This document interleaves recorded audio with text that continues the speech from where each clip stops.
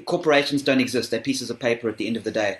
It's the people that do the work, the people that build the roads and are the lovers and the givers.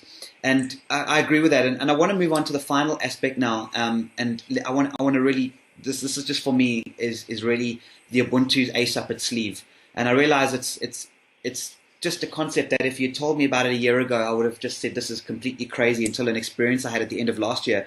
And I'll bring my own personal experience into this. And that was when I saw for the first time an actual, I'm just going to call it, I know it's not really what it is, but I'm going to, for want of a better term, I'm going to call it a free energy device.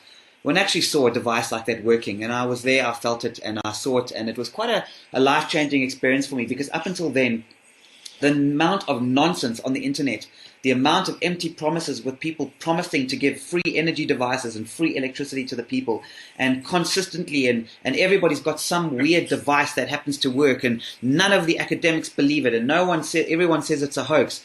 When I physically saw it in Cape Town, and the person, and for those of you want to go and have a look at it, just go and research the Ainsley circuit. This is where I came into it with Rosemary Ainsley, and I physically saw that such a device is possible.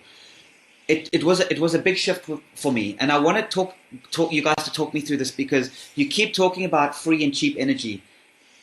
How is this going to work? Because I know it's possible, but how far off is it really? And I know, Michael, you are with the energy breakthrough movements. You speak at these conferences. How close is this really?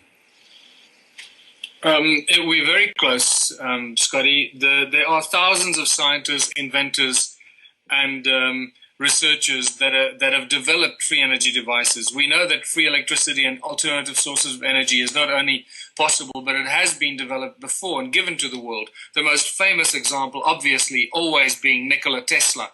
And everything we use in the world of electricity today and electronics, and including television and radio, all that is all Tesla technology based. And yet most people that go to university and study electrical engineering hardly get taught anything about Nikola Tesla. It's quite spectacular. So you agree it's real. I mean, this is not it's there, it's possible. It's absolutely real. We know, I have seen free energy devices myself. I've seen them at these energy conferences that I've been attending around the world. The biggest problem, as I said earlier, the most fiercely protected area of global industry is the energy supply, and the petroleum and the electricity supply energies. Now you're saying electricity supply is fundamental to Ubuntu contributionism working. It is one of the founding cornerstones. Absolutely, it is almost the breaker of the enslavement pattern. Because once you have an energy device or the supply of free electricity or free energy to a community, that community can do everything and anything for itself. Absolutely. Sid, tell us a little bit about your experiences with what Michael's talking about with regards to the technologies and the practicalities of a movement like this. You've done a lot of research in this field as well. I look into the energy fields. I've worked with free energy devices myself. I've tested them. The only thing that I haven't done is put certain very expensive oscilloscopes and stuff to the test with them because of the costing and the availability. What is that? Is the purpose of that to prove it to you? Well, that's just to prove to electrical engineers that these real. Devices are real and can work. But I've actually put them to the test physically, so I do know that they work. Yes, and it's undeniable. These things do exist.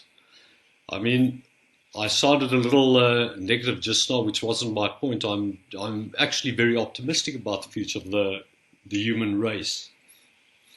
The only thing that I do realize that a lot of our political opponents don't is that one has to understand what the root cause of a problem is in order to solve it. And having spoken to a number of politicians at the IEC and so on, these guys are just following the same bandwagon without really understanding what the root cause was. What's the formula? It's a methodology. Exactly. The Ubuntu Party understand what caused the problem in the first place. They've identified that and have therefore the answer to sorting it out.